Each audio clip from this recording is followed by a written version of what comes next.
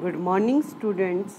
आज मैं मंजू आचार्य आप सभी को वसंत भाग 3 का पाठ 5 चिट्ठियों की अनूठी दुनिया पढ़ाने और समझाने जा रही हूँ। बच्चों, इसके रचयिता श्री अरविंद कुमार सिंह जी हैं।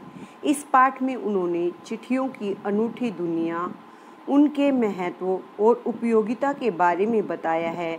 आज भी सुदूर इलाकों में गांव वाले और सैनिक डाकिये का देवदूत की तरह इंतजार करते हैं। बच्चों, आइए अब देखते हैं हम इस पाठ के शब्दार्थ। सबसे पहले देखिए संचार। संचार का अर्थ होता है संदेश के आदान प्रदान का साधन, आधुनिकतम, नवीन, विवाद, मनमुटाव, केंद्रित, एक बिंदु पर आधारित, विकास, उन्नति को कहते हैं। बच्चों, खत, पत्र, कागज, उत्तरम, जाम्बू, लेख, कड़ित, ये सभी पत्रों के नाम हैं और हमें इन्हें याद कर लेना चाहिए। अच्छे से याद कर लीजिए। सहेज कर, संभाल कर रखना को कहते हैं। संदेह, शक को कहते हैं। आगे देखिए बेटा, हरकारे। हरकारे लंबी दूरी के धावक, जो लंबी दूरी तक दौड़ते हैं उन्हें कहते हैं हरकारे। आगे देखिए बेटा,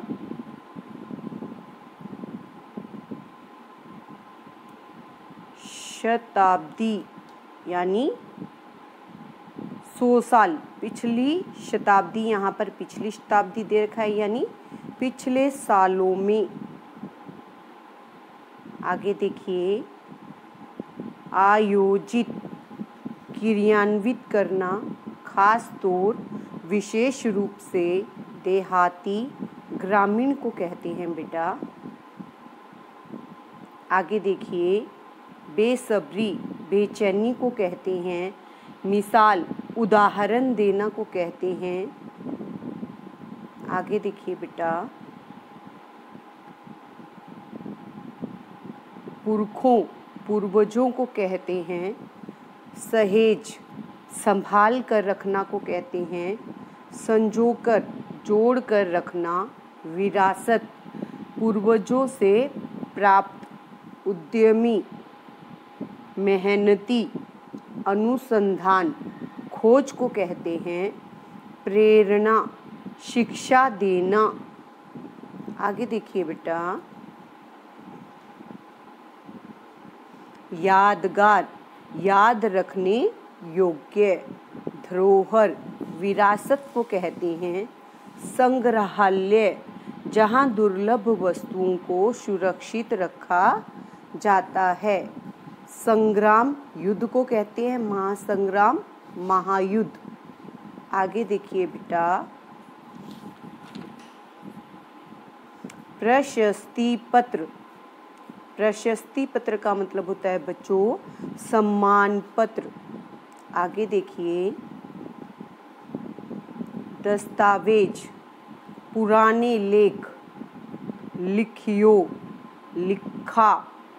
आईने, दर्पण को कहते हैं। मुस्तैद, सतर्क होना को कहते हैं। प्रेरक, शिक्षाप्रद को कहते हैं, किसी चीज़ की शिक्षा देना। मनोदशा, मन की हालत या दशा। परंपरा, पहले से चली आ रही रीति रिवाजों को परंपरा कहते हैं। आगे देखिए बेटा, दुर्गम, जहाँ जाने में कठिनाई हो। ढानिया, रेगिस्तान के छोटे छोटे गांवों को ढानिया कहते हैं। बहुआयामी, जिसका विस्तार कई तरह से हो सकता है। देहात, गांव को कहते हैं। अर्थव्यवस्था, धन की व्यवस्था करने को कहते हैं। देवदूत, ईश्वर का संदेश वाहक। आइए बच्चों, इस पाठ का सार समझते हैं। मानव सभ्यता के विकास में पत्रों की अनूठी भूमिका है।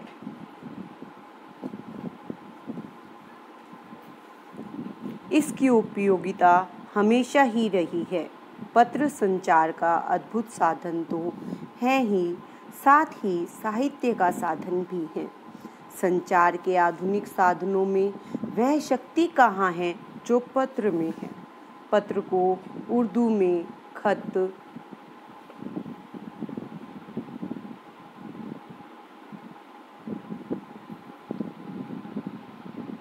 संस्कृत में पत्र, कन्नड़ में कागद, तेलुगु में उत्तरम, जाम्बू और लेख तथा तमिल में कड़ित कहा जाता है। संसार में करोड़ों की संख्या में पत्र प्रतिदिन भेजे जाते हैं। अकेले भारत में रोज 4.5 करोड़ चिट्ठियां डाक में डाली जाती हैं।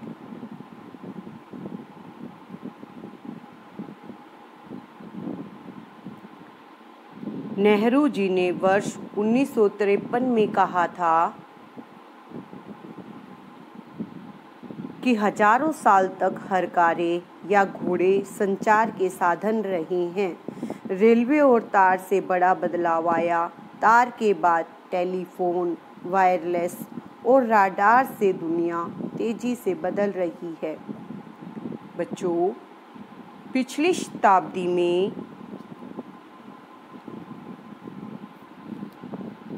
पत्र लेखन कला तथा डाक व्यवस्था में बहुत सुधार आया। स्कूलों में पत्र लेखन एक विषय के रूप में पढ़ाया गया।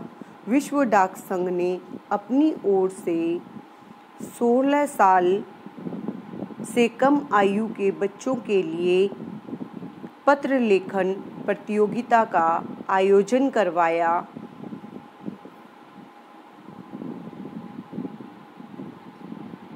वर्ष 1972 में यह आयोजन शुरू किया गया।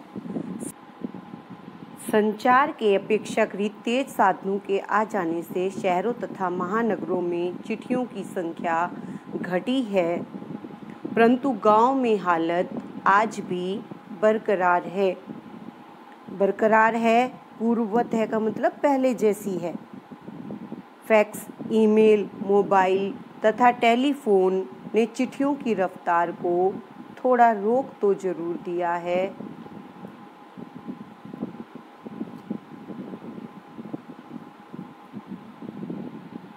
किंतु व्यापारिक डाक बढ़ती जा रही है। पत्र प्राय सबने लिखे होंगे, लिखवाए होंगे या इंतजार किया होगा। हमारे सैनिक अपने परिवार के पत्रों का बड़ी उत्सुकता से इंतजार करते हैं। पुराने से पुराने पत्रों का संग्रह धरोहर होते हैं। महान लोगों के पत्र अनुसंधान के विषय होते हैं। पुराने समय में यदि आज जैसे तेज संचार माध्यम होते तो कुछ पत्रों के संकलन पुस्तकों का आकार न ले पाते। पिता नेहरू के पत्र इंदिरा गांधी को लिखे गए थे, जो पिता का पत्र पुत्री के नाम नामक पुस्तक बन गई। बच्चों, नेहरू जी ने अपनी बेटी इंदिरा गांधी के नाम कुछ पत्र लिखे थे और यही पत्र जो हैं वो उनकी पुस्तक के रूप में छपवाए गए। आज दुनिया के तमाम संग्रहालयों में महान हस्तियों के पत्रों का संकलन रखा गया है। आज SMS संदेशों को हम तुरंत भूल जाते हैं। पत्र इतिहास के साक्षी बन चुके हैं।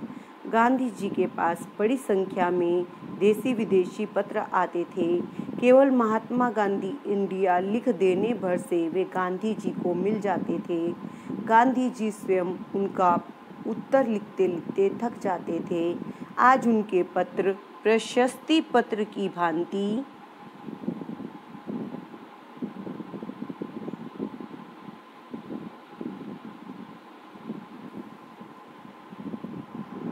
भांति दिखाए जाते हैं। बच्चों, पत्र दस्तावेज के समान सुरक्षित रखे जा सकते हैं। पंत जी के, निराला जी के और स्वामी दयानंद जी के पत्र पुस्तकों के रूप में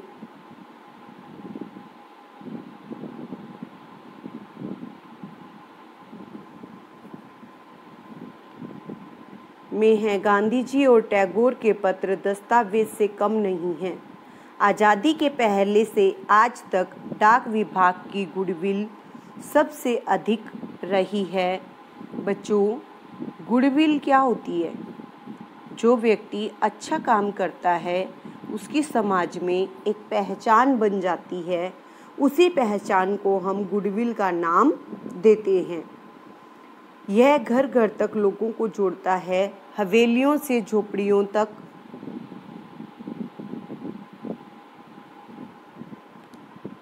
और दुर्गम इलाकों तक आज भी पत्रों का सभी इंतजार करते हैं। अनेक परिवारों का गुजारा डाक के मनी आर्डर से ही होता है। आज भी जो डाकिया है वो देवदूत के रूप में दिखाया जाता है। बच्चों, क्योंकि वो हमारे संदेश हम तक पहुंचाते हैं, इसलिए वो हमें ईश्वर के भेजे हुए दूत के समान दिखाई देते हैं। बच्चों, हमने ये पाठ पढ़ा और समझा और चिट्ठियों के महत्व के बारे में जाना। धन्यवाद।